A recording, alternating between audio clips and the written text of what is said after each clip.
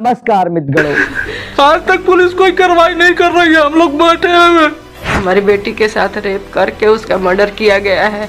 हम प्रधानमंत्री से, योगी जी से हाथ जोड़ कर निवेदन करते हैं, जो भी गुनहगार है उनको फांसी सजा दिया जाए, नहीं तो कोई माँ बाप अपनी बेटी को नहीं पढ़ाएगा। हमको हमारी बेटी के साथ बहुत बुरा हुआ है, हमको इंसाफ चाहिए। बेटी जान से चली गई और बेटी के साथ भी ऐसा हो सकता है।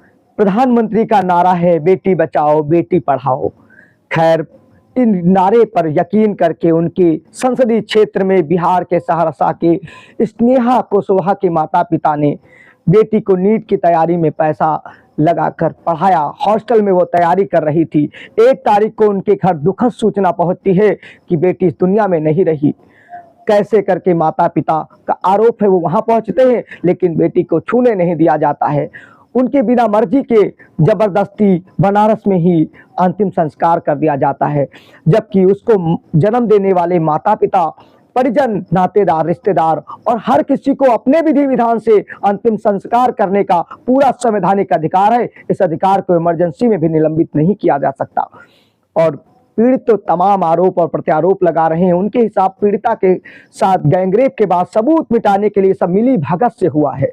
आरोप बेहद गंभीर है और हाथरस जैसे कांड के प्रतीत होते हैं। पूरे मामले में पूरी निष्पक्षता से जांच करने की जरूरत है। किसने क्यों, किसके इशारे पर ये सब चीजें की। बिहार में राजनीतिक दलों से उपेंद्र कुशवाहा ने भी ट्वीट करके पूरे मामले में सीएम योगी से जांच की मांग की है। और तमाम चीजें जब प्रधानमंत्री नारा देते हैं बेटी बचाओ बेटी पढ़ाओ और उनके संसदीय क्षेत्र में ऐसी वारदात होती है और इसे सबूत मिटाना नहीं तो क्या कहा जाएगा। अगर सही शब्दों में कि परिजन कह रहे थे हम अपने हिसाब से ले जाएंगे और उससे पहले बेटी को देख लिया जाए। कौन पोस्टमार्टम हाउस ले गया बिना उनकी मर्जी के, कौन लेकर आया और किस तरीके से बाकी बेटी को देखने से के अतिरिक्त उनके घर लाने ले जाने। और परिजनों ने बताया कि उन्होंने पहले दिन ही नामजद तहरीर दी थी, लेकिन तहरीर दर्ज होने में 9 दिन क्यों लग गए। किसके इशारे पर इतने दिन तहरीर दर्ज नहीं हुई, 9वें दिन केस क्यों दर्ज हुई, अभी तक आरोपियों पर कार्रवाई क्यों नहीं हुई। क्यों, जब परिजन, माता पिता सभी बता रहे एंगल हत्या का है, तो उस समय पर ये सुसाइड वाला एंगल देने की कोशिश क्यों की जा रही है।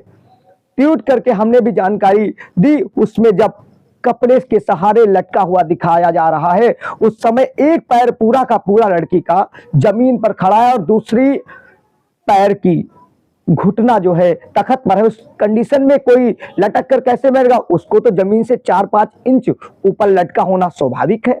इस परिस्थितियों में एक्सपर्ट भी जांच करे और इसकी भी जांच होनी चाहिए। और कपड़े पर सिलवट और तमाम चीजें तो बिल्कुल नहीं, ऐसा लगता है कि बाद में उसे पहनाया गया है। सवाल, तमाम चीजें, एंगल बहुत से हो सकते हैं।